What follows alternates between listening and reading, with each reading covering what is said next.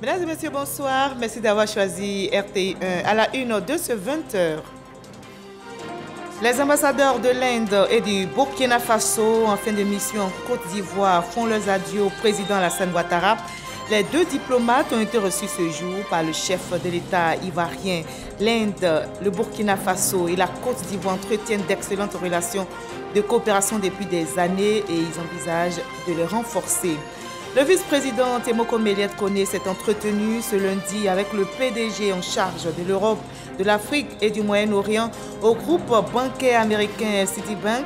La mission de cette banque est d'offrir des solutions de financement, notamment aux administrations et entreprises locales de premier plan. La ministre d'État, ministre des Affaires étrangères, de l'intégration africaine et de la diaspora, Kandia Camara, était à Yamoussoukro face aux sénateurs, membres de la Commission des relations extérieures et des Ivoiriens établis hors de Côte d'Ivoire. Elle a réussi à leur faire ratifier 5 projets de loi. Demain s'ouvre à Bali le sommet du G20. À la veille de cette réunion des 20 grands, les présidents Joe Biden et Xi Jinping se sont entretenus. C'est une première depuis l'élection du président américain dans un contexte de haute tension entre la Chine et les États-Unis. Soyez les bienvenus sur RTI1. Le président Alassane Ouattara a reçu ce lundi l'ambassadeur de l'Inde en Côte d'Ivoire. Le diplomate indien en fonction dans notre pays depuis 2018 est en fin de mission. Eh bien, avant son départ, il est allé faire ses adieux au chef de l'État ivoirien. Les deux personnalités ont salué les excellentes relations entre leurs pays respectifs, nous rapporte Viviane Aimé.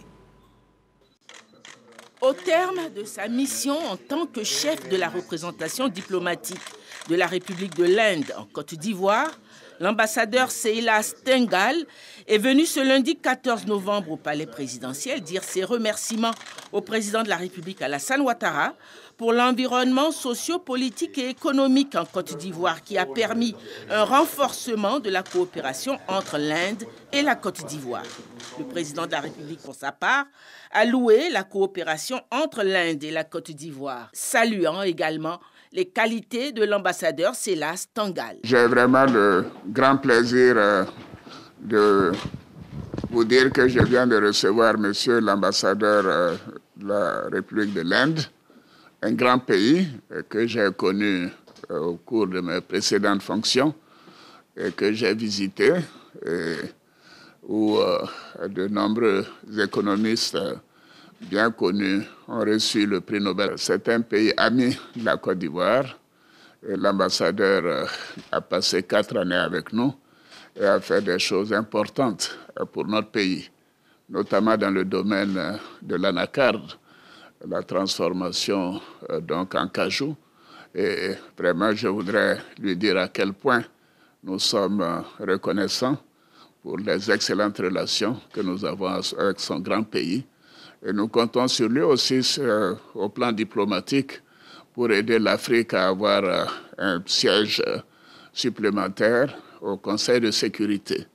Et bien sûr, un siège également au groupe des 20, où l'Afrique est représentée tout simplement par l'Afrique du Sud.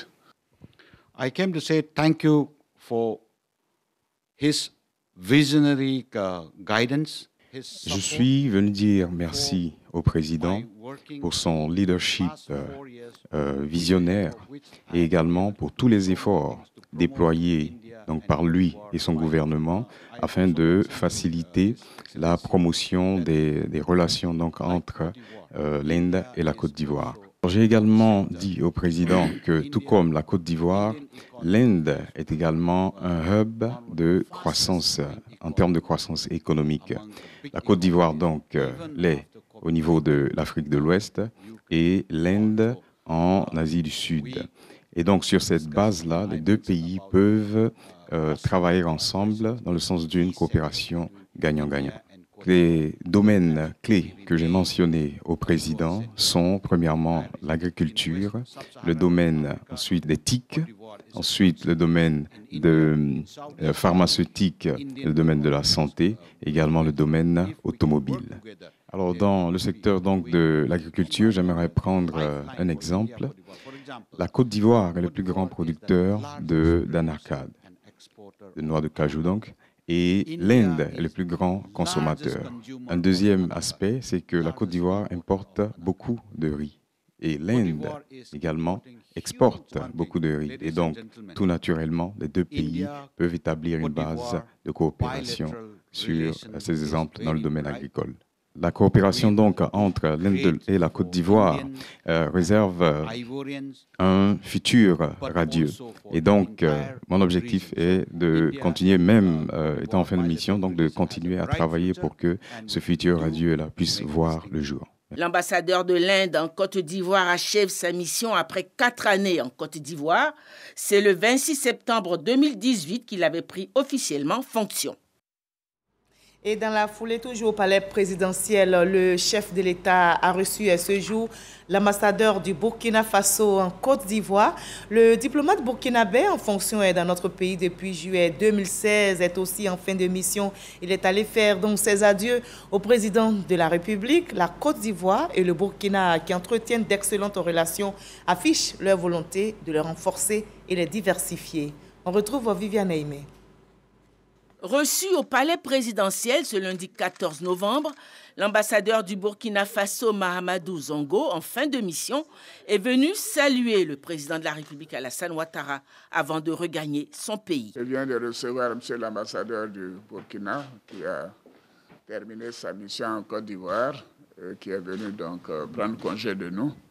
Je voudrais remercier M. l'ambassadeur, qui est resté avec nous pendant plus de 6 ans, et qui a participé à toutes nos réunions dans le cadre du traité d'amitié et de coopération que malheureusement nous avons dû suspendre en raison de la transition militaire au Burkina, et tout ça pourra reprendre ultérieurement une fois que le Burkina aura un gouvernement constitutionnel. Je veux dire à M. l'ambassadeur que les liens sont particuliers et très étroits entre le Burkina et la Côte d'Ivoire, et nous savons le travail important qu'il a fait. Et je lui ai demandé de transmettre aux nouvelles autorités nos vœux de réussite dans la lutte contre les groupes armés terroristes, et lui dire que nous savons que c'est une tâche difficile. Les nouvelles autorités peuvent compter sur le soutien de la Côte d'Ivoire. Pour l'ambassadeur Mahamadou Zongo, les liens fraternels et anciens entre le Burkina Faso et la Côte d'Ivoire restent l'atout majeur. Je suis venu témoigner ma reconnaissance au président de la République pour le soutien et l'accompagnement dont j'ai bénéficié durant tout mon séjour en tant qu'ambassadeur du Burkina en Côte d'Ivoire. J'ai beaucoup parcouru la Côte d'Ivoire du sud au nord jusqu'à l'ouest, et aussi bien au niveau des autorités centrales que des autorités locales. On a toujours bénéficié de l'accompagnement nécessaire pour réaliser la mission pour laquelle je suis venu ici. Justement, au regard des relations, je dirais, anciennes, diversifiées et multiformes entre le Burkina et la Côte d'Ivoire, beaucoup de choses ont été faites, mais on peut dire que c'est à travers le TAC, le traité d'amitié et de coopération qui a été signé en 2008 entre les deux pays, que beaucoup de choses ont été réalisées. Je peux donner comme des exemples la fourniture d'électricité. Il y a des questions assez sensibles qui ont été évoquées, mais qui, à cause de la qualité des relations, ont pu trouver, disons, des voies d'engagement assez, je dirais, honorables. Je pense surtout à la question de la frontière, la délimitation et la matérialisation de la frontière, et qui montre justement que l'amitié, ce n'est pas quand il n'y a pas de problème. L'amitié permet de résoudre les problèmes les plus compliqués tout en gardant des bons rapports. Je repars au Burkina très satisfait de mon séjour ici. C'est en juillet 2016 que l'ambassadeur Mahamadou Zongo a pris officiellement fonction. Dans l'actualité nationale également, le vice-président Tiemoko Melie-Kone s'est entretenu avec le PDG en charge de l'Europe, de l'Afrique et du Moyen-Orient au groupe bancaire américain Citibank. La mission de cette banque est d'offrir des solutions de financement, notamment aux administrations et entreprises locales de premier plan. Viviane Aimé. La Citibank, grande banque américaine spécialisée dans l'offre de financement aux administrations, aux entreprises locales, aux multinationales, aux organisations non gouvernementales. Son PDG en charge de l'Europe, de l'Afrique et du Moyen-Orient, David Livingstone, a été reçu ce lundi 14 novembre par le vice-président de la République, Kone Tiemoko Melie. L'appui de la Citibank au financement d'infrastructures en Côte d'Ivoire a constitué le menu de l'entretien.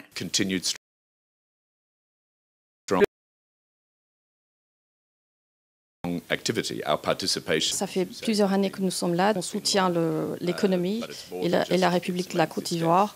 Et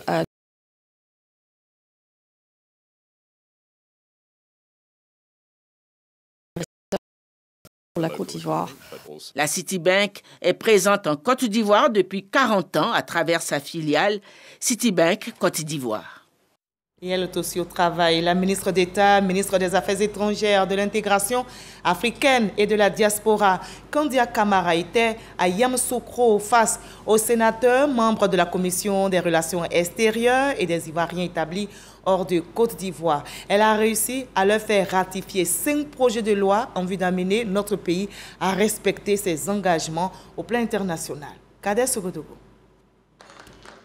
À peine sorti du séminaire gouvernemental que Kandia Kamisoko Camara, ministre d'État, ministre des Affaires étrangères, de l'intégration africaine et de la diaspora, dépose ses valises au Sénat. Elle est au nom du président de la République, porteuse de 5 projets de loi à ratifier devant la Commission des relations extérieures et des Ivoiriens établis hors de Côte d'Ivoire, présidée par la sénatrice Manidja Diabaté Touré. Ces projets de loi à ratifier ont trait à la Convention de l'Union africaine sur la coopération transfrontalière, à la Convention multilatérale pour la mise en œuvre des mesures relatives aux conventions fiscales pour prévenir l'érosion de la base d'imposition et le transfert de bénéfices, à la Convention internationale de 1989 sur l'assistance et la Convention du Conseil de l'Europe sur la contrefaçon des produits médicaux et toute menace sur la santé publique.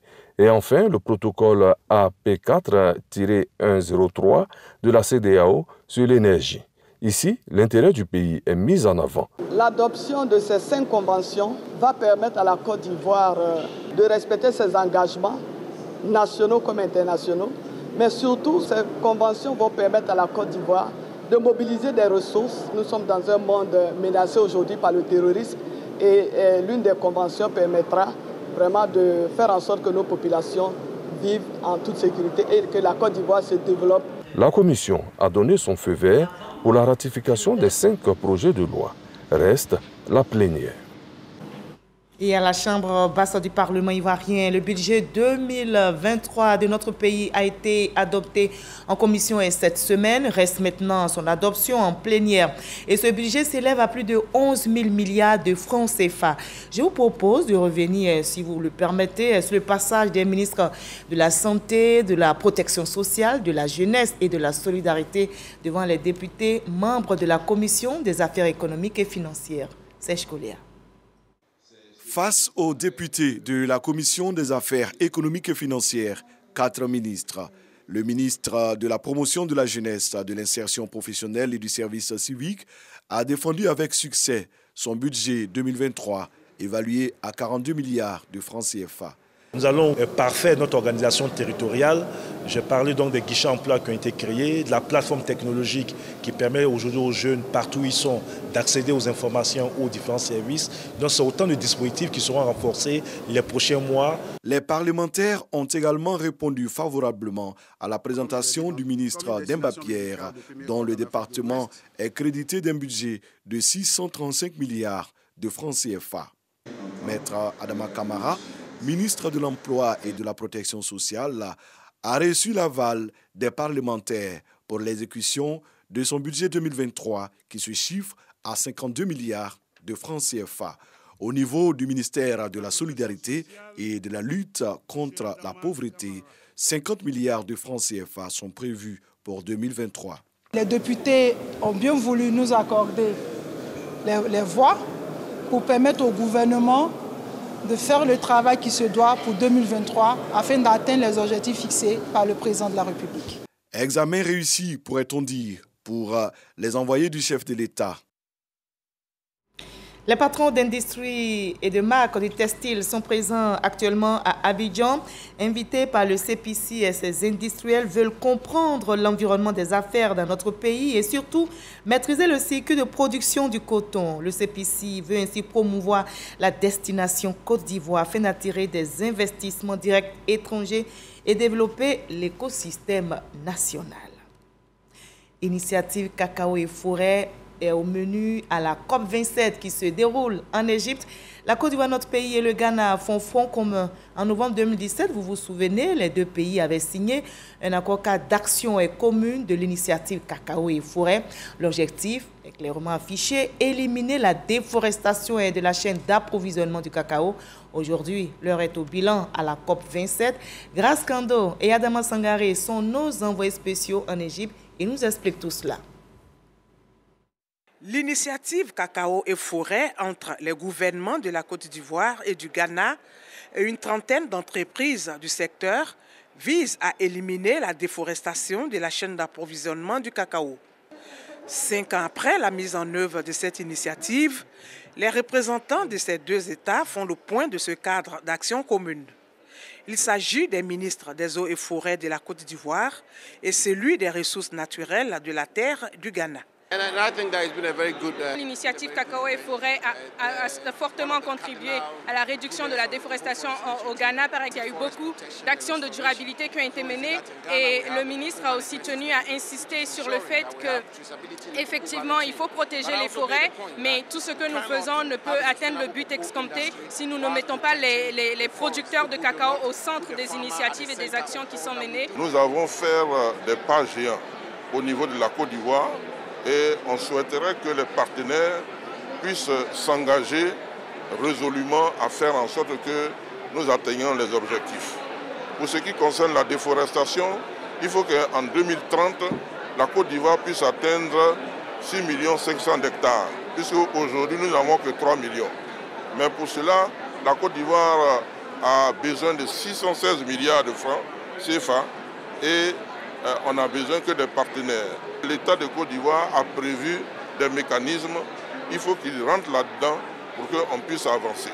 Le point qu'on fait ici démontre que la Côte d'Ivoire est en pole position et est en avance. Et avec le Ghana, nous faisons corps pour pouvoir faire la pression nécessaire sur les partenaires pour qu'eux puissent respecter leur engagement. Pour le ministre d'État, ministre de l'Agriculture et du Développement rural, la mise en œuvre de toutes ces initiatives appelle à une synergie d'action.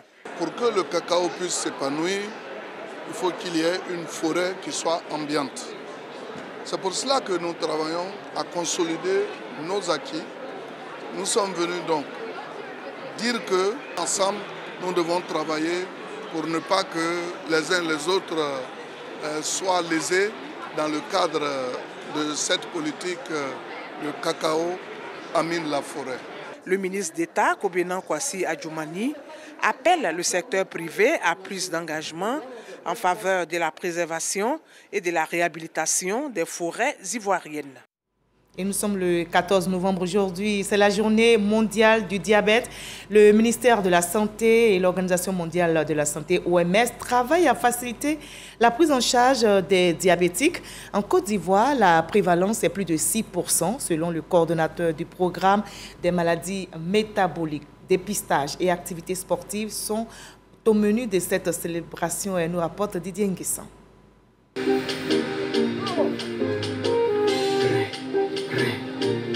Se dépenser physiquement pour évacuer le sucre et le gras des aliments consommés. Ces personnes du 3e âge sont actives et par le sport, elles entendent prévenir le diabète. On m'a trouvé une glycémie élevée et c'est le médecin, après avoir donné son ordonnance, Il a donné une autre ordonnance pour la nutrition et il a donné une autre ordonnance pour le sport. L'activité physique leur permet d'équilibrer leur glycémie, leur permet de réduire les taux de mauvais cholestérol.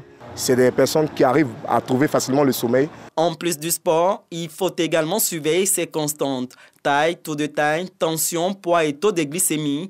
Tout est contrôlé par cette équipe médicale. La tranche d'âge 20 à 79 ans, le taux de prévalence est de 6,2%, ce qui est très important. Les patients ont un certain nombre de molécules originales et qui permettent d'être bien pris en charge. À défaut de diminuer le taux de prévalence du diabète, la prise en charge est une autre préoccupation pour l'Organisation mondiale de la santé. Un malade viendra vous dire que par mois, il dépense jusqu'à 89 000 francs de médicaments antidiabétiques oraux.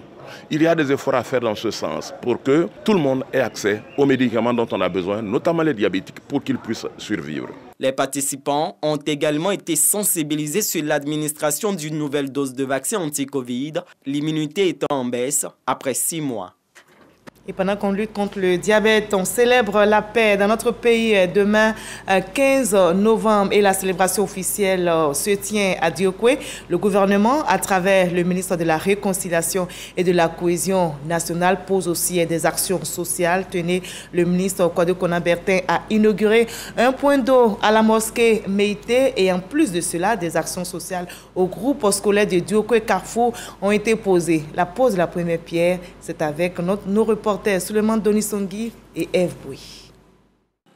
La mosquée Meïté du quartier Kokoman de Diokwe dispose désormais de son point d'eau.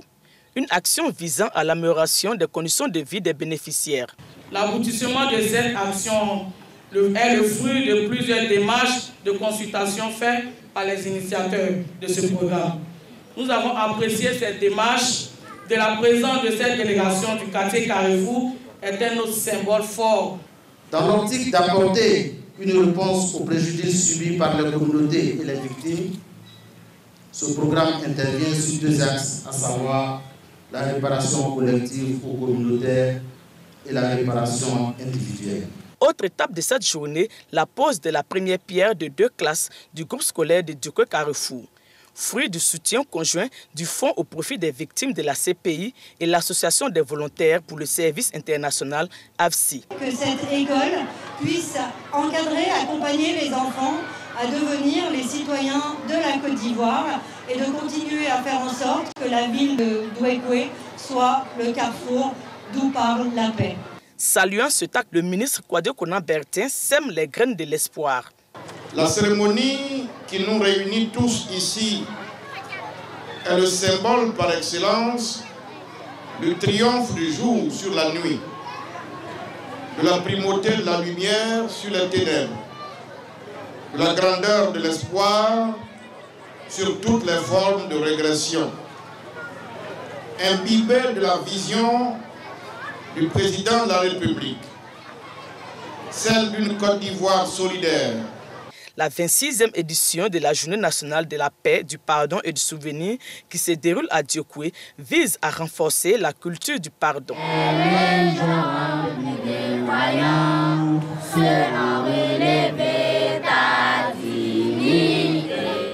Et cette journée dédiée à la paix va se tenir donc à Diokwe demain mardi 15 novembre est déclaré jour férié sur l'ensemble du territoire. Et en marge de toutes ces activités de paix se tient la 3e Assemblée générale des télédiffuseurs. La 3e Assemblée générale s'est ouverte ce lundi même à Cocody. L'objectif de cette Assemblée générale est de trouver des solutions liées aux défis de ce secteur. Amidera Souba, Konaté Moussa, pour le reportage.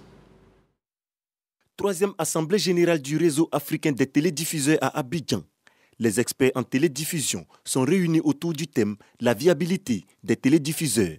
Les enjeux de cette 3e Assemblée générale sont très, très importants. Vous savez que donc, nous avons mis cette association en place depuis 2021 parce que nous partageons des problèmes communs au niveau des télédiffuseurs de la zone UMOA. Nous avons donc des problèmes communs et entre autres la viabilité en tout cas de nos différentes structures donc, qui est un enjeu très, très, très important pour nous. Et donc au cours de cette assemblée, nous allons passer au peigne fin tous les enjeux en ce qui concerne les télédiffuseurs de la zone UMOA. Cette rencontre a vu la participation de plusieurs institutions de télédiffusion venues de différents pays de la sous-région. Partage d'expériences et recommandations sont au menu. Nous sommes confrontés à pas mal de difficultés, notamment la viabilité de nos sociétés de diffusion, les éditeurs de services qui sont les seuls produits de financement de nos structures de diffusion. Donc il faut y réfléchir pour trouver des voies et moyens, pour trouver d'autres produits qui puissent nous permettre d'asseoir un modèle économique viable sur l'ensemble de l'espace IOMOA.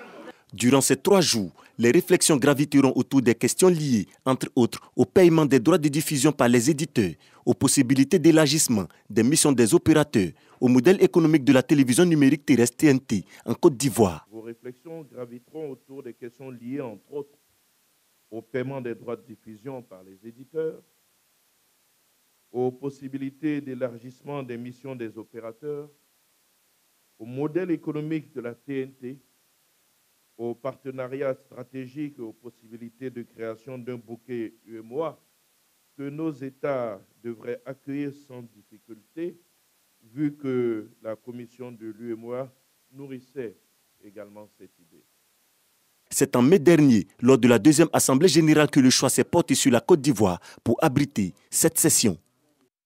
Je vous convie à présent aux journées portes ouvertes consacrées aux institutions de la République. Pourquoi ces journées et quels sont surtout les enjeux? Éléments de réponse avec Laure Goretti et Sidonie Davila. Des journées portes ouvertes pour connaître davantage les institutions de la République de Côte d'Ivoire. Initiées par le ministre auprès du président de la République, chargé des relations avec les institutions de la République, Gilbert Kafana Koné, ces journées se tiendront les 21 et 22 novembre à l'Hôtel Ivoire.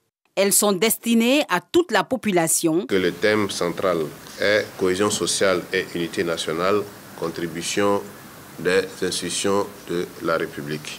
Il est inspiré par la politique menée par son Excellence, Monsieur le Président de la République, qui n'a cessé depuis son accession à la magistrature suprême de poser des actions en faveur de la paix, de la cohésion sociale et de l'unité nationale.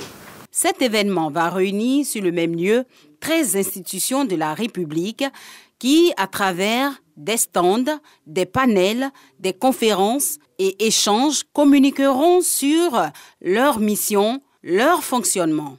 Il est important que les institutions de la République puissent prendre toute leur place dans ce processus de réconciliation lancé par le Président de la République. Ce sera donc le lieu de rencontre et d'échange entre les institutions et nos concitoyens qui sont tous conviés.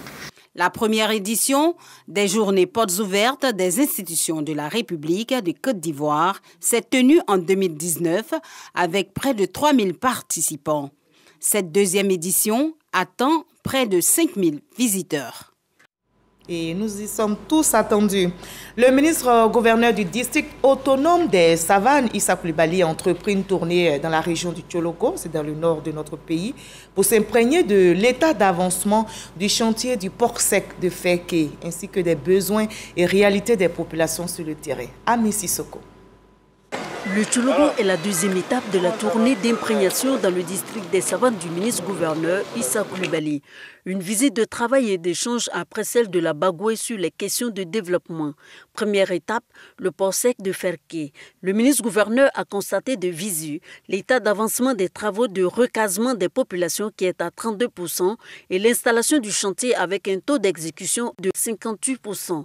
Pour le port sec de Ferké, ce sont environ 2000 emplois directs en phase travaux.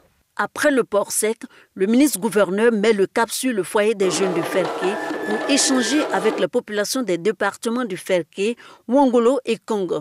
Il s'agit ici de dégager les priorités au plan économique, social, environnemental et culturel de la région du Tchologo. Nous avons beaucoup de problèmes. Il y a la question des infrastructures. On pourrait parler de routes, d'écoles, de ceci. J'ai dit une bonne partie de ces questions santé et autres sont portés par le président du conseil régional qui le mène assez bien. Mais une question perturbe l'ensemble de nos parents, c'est la question foncière. Les problèmes de terres cultivables, le problème d'installation de nos parents. Cette mission du ministre-gouverneur Issa Coulibaly s'inscrit dans le cadre de la mise en œuvre de la politique de décentralisation et de la déconcentration du développement local en vue de renforcer l'efficacité de l'action gouvernementale. Ces missions ne peuvent nullement être conduites à bon terme si nous n'obtenions pas l'adhésion effective, la participation entière de toutes les filles et de tous les fils du district autonome des Savanes et notamment du Tchologo. J'en appelle donc à votre adhésion. Toutes ces visites visent à élaborer le schéma directeur d'aménagement et de développement du district autonome des Savanes ainsi qu'un livre blanc unique des 3 régions, Bagoué, Poro et Tchologo. Demain s'ouvre à Bali le sommet du G20. À la veille de cette réunion des 20 grands, les présidents américains et chinois Joe Biden et Xi Jinping se sont entretenus. C'est une première depuis l'élection du président américain dans un contexte de haute tension entre les deux pays. Pour la Chine comme pour les États-Unis, l'idée est de faire redescendre la température sans faire trop de concessions. Fin de ce 20h. Merci à vous tous de votre aimable attention. Cette édition a été supervisée par Hervé Blé et Adam Kone. Merci à toute la régie là-haut et surtout à vous de nous avoir suivis. Prenez soin de vous. Demain 20h, sur ce même plateau, vous avez rendez-vous avec Kolo Coulibaly.